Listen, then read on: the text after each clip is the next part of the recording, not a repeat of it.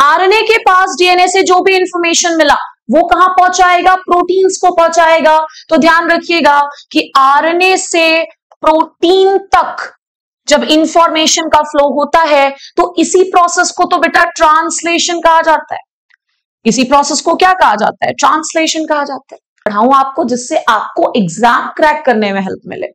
तो ध्यान रखोगे कि टेमिन एंड बाल्टीमोर ने रिवर्स ट्रांसक्रिप्शन की खोज की। Genetic information, like for example मुझे आपको कोई इंफॉर्मेशन देना है तो जिसके भी किसी ना किसी के माध्यम से तो दे ही सकती हूं मैं इंफॉर्मेशन। तो मेरे द्वारा जो मैसेज आप तक पहुंचेगा वो भी फ्लो ऑफ इंफॉर्मेशन है, बट वो जेनेटिक इंफॉर्मेशन नहीं होता है जो मैं आप तक पहुंचा रही हूं। सेंट्रल डोगमा में हमेशा फ्लो की बात की जाती है किस तरह की इंफॉर्मेशन की? जेनेटिक इंफॉर्मेशन की। हेलो एवरीवन, आज के सेशन में जेनेटिक्स के central dogma of molecular biology topic को डिस्कस करेंगे। आई एम श्योर आप लोगों ने जरूर सुना होगा इस पर्टिकुलर टॉपिक के बारे में, और आप किसी भी एग्जाम को टारगेट कर रहे हो, अगर जेनेटिक्स पूछा जाता है तो आपको कहीं ना कहीं घुमा फिरा करके central dogma of molecular biology से क्वेश्चंस देखने को मिल जाता है। सो आज के इस सेशन का टॉपिक क्या होने वाला है? So the topic is going to be central dogma of molecular biology. अब यहां पर एक वर्ड है डोगमा। डोगमा का मतलब होता है कोई ऐसा प्रिंसिपल, कोई ऐसा कॉन्सेप्ट जो कि बहुत हद तक मैक्सिमम जगहों पर प्रूवन है और उसे दुनिया मानती है कि हाँ भाई ये सही है।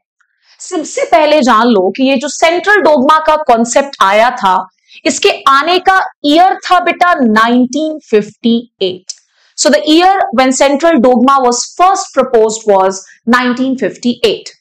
अब इसको दिया किन्होंने था? तो एक तो बड़े फेमस साइंटिस्ट है जिनका नाम अक्सर तुमने स्ट्रक्चर ऑफ बीडीएनए में सुना होगा। वॉटसन के साथ अक्सर इनका नाम लिया जाता है। नाम क्या था? Watson and Crick.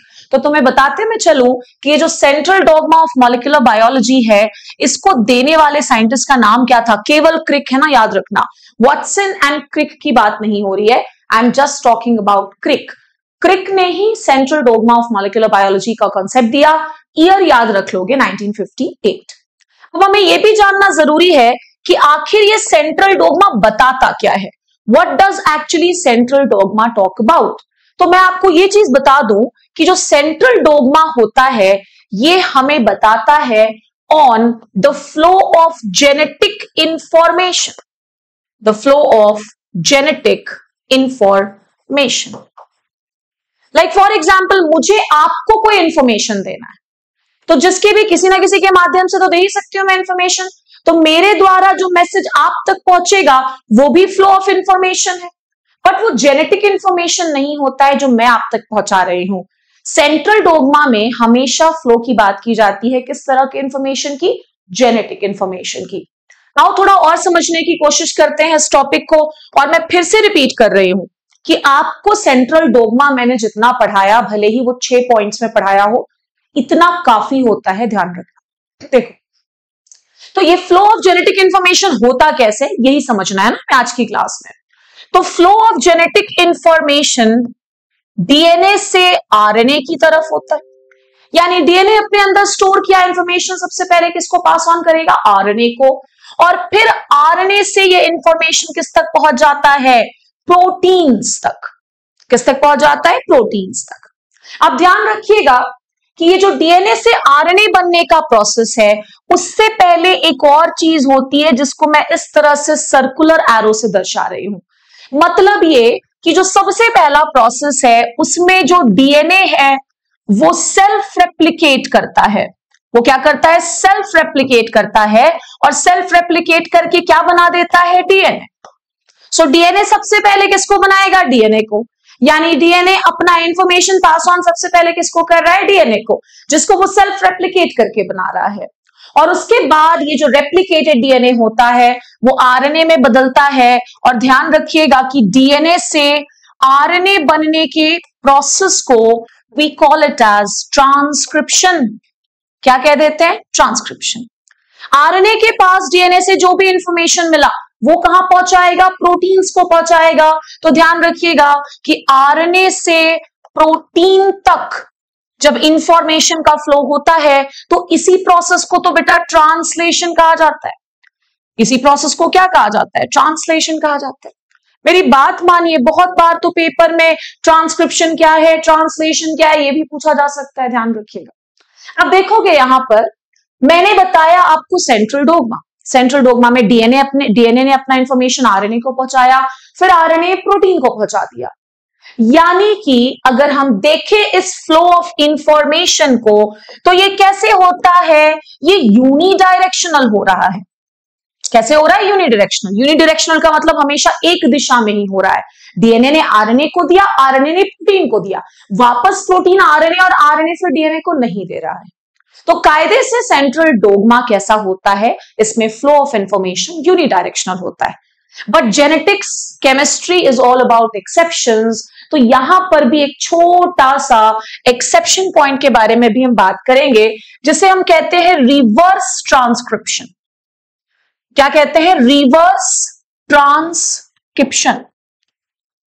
ट्रांसक्रिप्शन क्या था? डीएनए से आरएनए का बनना। तो भाई रिवर्स ट्रांसक्रिप्शन तो नाम से ही क्लियर है कि आरएनए क्या बना देगा? डीएनए। ठीक है, आरएनए क्या बना देगा? डीएनए। बट ये एक ऐसा प्रोसेस है जो हर लिविंग ऑर्गेनिज्म में पाया नहीं जाता है, बल्कि रिवर्स ट्रांसक्रिप्शन का process is reported only in the case of few viruses. कुछ ही ऐसे वायरसेस होते हैं जिनमें रिवर्स ट्रांसक्रिप्शन का प्रोसेस देखने को मिलता है। तो आप सभी के लिए एक छोटा सा होमवर्क कि आप मुझे कमेंट में बताएंगे कि वो कौन कौन से वायरसेस होते हैं जिनमें रिवर्स ट्रांसक्रिप्शन रिपोर्ट किया जाता है। अच्छा, साथ ही साथ ये भी जान लो कि रिवर्स ट्रांसक्रिप्शन के प्रोसेस को हम टेमिनिज्म भी कहते हैं। क्या कहते हैं? टेमिनिज्म। और ये भी जान लो कि रिवर्स ट्रांसक्रिप्शन की खोज करने वाले दो बड़े फेमस साइंटिस्ट थे जिनका नाम था टेमिन एंड बाल्टीमोर। मेरी बात मानिएगा, एक एक पॉइंट एक एक सवाल बना सकता है। मैं वैसे भी ऐसे ही पॉइंट्स को पढ़ाना सही समझती हूं जो कि तुम्हारे एग्जामिनेशन पॉइंट ऑफ व्यू से इंपॉर्टेंट है। पीछे के बैकग्राउंड में जो भी इंफॉर्मेशन है वो आपके लिए जरूरी नहीं है। आपने 50 पॉइंट पढ़ लिया फॉर एग्जाम्पल एक पर्टिकुलर टॉपिक से, और उन 50 में से एक सवाल फंस गया पेपर में, तो कोई बहुत बड़ी कमाल की बात नहीं है। आपने 10 पॉइंट्स पढ़ा और उन 10 पॉइंट्स में से 5 सवाल मिल गए आपको, तो भैया ये इजी भी है और ऑब्वियसली बात है अच्छा भी यही हुआ, क्योंकि आपने कम पढ़ा और ज्यादा सवाल फंस गए। तो मेरा टारगेट यही है कि मैं सही सटीक चीजों को पढ़ाऊं आपको, जिससे आपको एग्जाम क्रैक करने में हेल्प मिले। तो ध्यान रखोगे कि टेमिन एंड बाल्टीमोर ने रिवर्स ट्रांसक्रिप्शन की खोज की। Another very very important point कि ये जो रिवर्स ट्रांसक्रिप्शन का प्रोसेस है, इसमें एक एंजाइम को यूज करना पड़ता है जिसका नाम है रिवर्स ट्रांसक्रिप्टेज। कौन सा enzyme? Reverse transcriptase. That means reverse transcription का जो प्रोसेस होता है ये एक एंजाइमेटिक प्रोसेस है। एंजाइमेटिक प्रोसेस से मतलब क्या? जहां पर एंजाइम को यूज करना पड़ता है। सो ये एक बहुत बहुत इंपॉर्टेंट कॉन्सेप्ट हुआ which is known as reverse transcription. अच्छा, जैसा कि आपने देखा कि डीएनए से आरएनए तक इंफॉर्मेशन पहुंचा, फिर आरएनए ने प्रोटीन्स को इंफॉर्मेशन पास ऑन किया। तो कुछ और सवाल हैं जो आपके लिए इंपॉर्टेंट हो जाते हैं। जैसे जब डीएनए से डीएनए बन रहा था, जिसको हम रेप्लिकेशन कह रहे थे, तो बेटा ये भी एंजाइमेटिक प्रोसेस होता है, और इसमें जो एंजाइम इन्वॉल्व होता है जरा उसका भी नाम पढ़ लीजिएगा, डीएनए पॉलीमरेज। वैसे फिर वो फर्दर आगे बहुत सारे टाइप्स में डिवाइड होते हैं, यूकैरियोट्स और प्रोकैरियोट्स में। इसके बाद if I talk about RNA से डीएनए या फिर डीएनए से आरएनए बोलो, बिकॉज हमने रिवर्स ट्रांसक्रिप्शन के बारे में तो पढ़ ही लिया। नेक्स्ट स्टेप क्या होता है? डीएनए से आरएनए बनता है। यहां पर जो एंजाइम्स इन्वॉल्व होते हैं that is RNA polymerase. RNA polymerase. और एक चीज और याद रखोगे कि आरएनए से जब प्रोटीन बनता है तो इस दौरान एंजाइम्स तो यूज होते ही हैं, लेकिन एक बहुत इंपॉर्टेंट सेल ऑर्गेनल की सहायता लेनी पड़ती है। इस सेल ऑर्गेनल से भी आपको हर पेपर में सवाल देखने को मिल जाता है, and that is known as ribosome. So in today's session we tried to cover about central dogma. I am sure बहुत शॉर्ट एंड स्वीट तरीके से मैंने आप सभी को सेंट्रल डोग्मा का कंसेप्ट समझाया है। बहुत ही इजी लफ्जों में समझाया है, कुछ डिफिकल्ट नहीं किया इसमें। इतना तो पढ़ के जाना ही है, चाहे आप कोई भी एग्जाम दे रहे हैं। That was all for today's session. Thank you everyone.